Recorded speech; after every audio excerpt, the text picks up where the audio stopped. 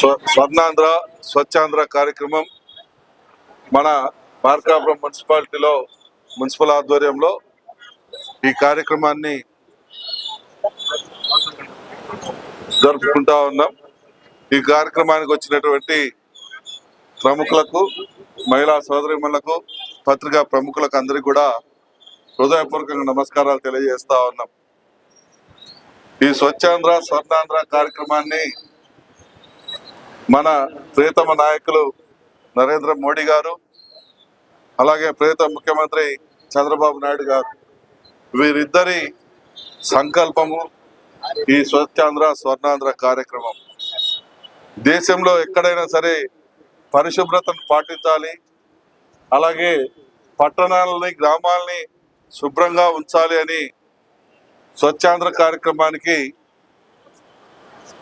స్వచ్ఛ భారత్ కార్యక్రమానికి మోడీ గారు పిలుపునిస్తే, స్వచ్ఛాంధ్ర కార్యక్రమానికి మన ప్రియతమ నాయకులు పెద్ద ఆయన చంద్రబాబు గారు పిలుపునిచ్చారు.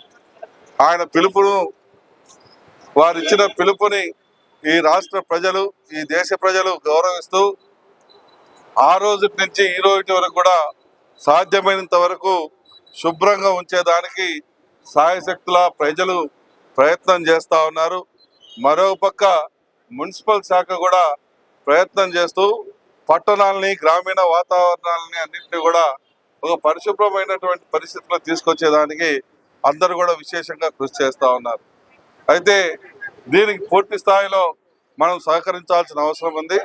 పట్టణ ప్రజలుగా మనం పూర్తి స్థాయిలో ఈ స్వచ్ఛాంధ్ర స్వర్ణాంధ్రని మనకు సహకరిస్తూ స్వర్ణాంధ్ర దిశగా ముందుకు పోదాం. మన అందరికీ బాగుపడే రోజులు వచ్చాయి. మన ప్రభుత్వం బ్రహ్మాండంగా కష్టపడి పనిచేస్తూ ఉంది.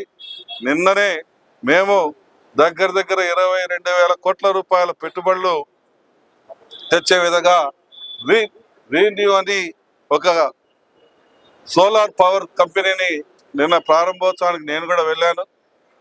అంటే అనునిత్యం ఏదో ఒక కంపెనీని తీసుకొని వచ్చి రాష్ట్రాన్ని బాగుపరచాలని మన ప్రియతమ ముఖ్యమంత్రి చంద్రబాబు గారు, అలాగే మన యువ నాయకుడు నారా లోకేష్ బాబు గారు, మన పవన్ కళ్యాణ్ గారు, మోడీ గారు, వీరి విశేష కృషి ఫలితంగా ఈ రాష్ట్రం అభివృద్ధి పదంలో తీసుకుపోతా ఉంది. ఇంకా 91 పెద్ద కంపెనీలు మన రాష్ట్రానికి రాబోతా ఉన్నాయని కూడా నిన్న మన లోకేష్ బాబు గారు అనౌన్స్ చేశారు. అంటే ఈ కంపెనీలన్నీ వస్తే మన రాష్ట్ర పరిస్థితి దశ మారిపోతుంది. మన అందరికి మంచి రోజులు రాబోతా ఉన్నాయని ప్రతి ఒక్క మహిళా సోదరి మనకి ఈ విషయాన్ని గమనించవలసిందిగా